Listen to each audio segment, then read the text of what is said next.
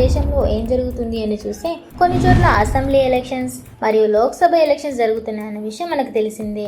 అయితే మన దేశంలో జరుగుతున్న 18వ సార్వత్రిక ఎన్నికలు నిన్నటితో 7th ఫేజ్తో కంప్లీట్ చేసుకుంది.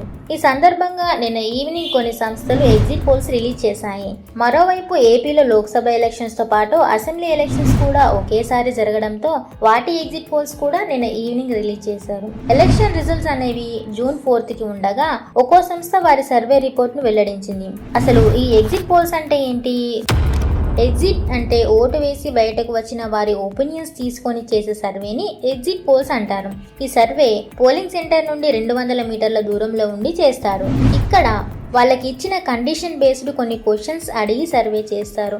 అవి ఎలాంటివి అంటే, పరిపాలన పరంగా ఓటు వేశారా, లేదా కుల ప్రాతిపదికన ఓటు వేశారా, లేదా మేనిఫెస్టో పరంగా ఓటు వేశారా, లేదా సంక్షేమం అభివృద్ధి లాంటివి చూసి ఓటు వేశారా అని ఇలాంటి కొన్ని క్వశ్చన్స్ అడిగి వాటి ఆధారంగా సర్వే చేస్తారు. ఇలా ఒక నియోజకవర్గంలో 1000 నుండి 5000 మధ్య శాంపిల్స్ కలెక్ట్ చేస్తారు. అయినా ఒక సంస్థ రిపోర్ట్తో పోలిస్తే ఇంకో సంస్థ రిపోర్ట్ అనేది చాలా డిఫరెంట్గా ఉంటుంది. ఎందుకంటే ఒక సంస్థ కులం, మతం వంటివి ప్రయారిటీ తీసుకుంటే మరికొన్ని సంస్థలు పరిపాలనను ప్రయారిటీగా తీసుకోవచ్చు, లేదా మేనిఫెస్టో లేదా ప్రాంతీయతత్వమైన ప్రయారిటీగా తీసుకోవచ్చు.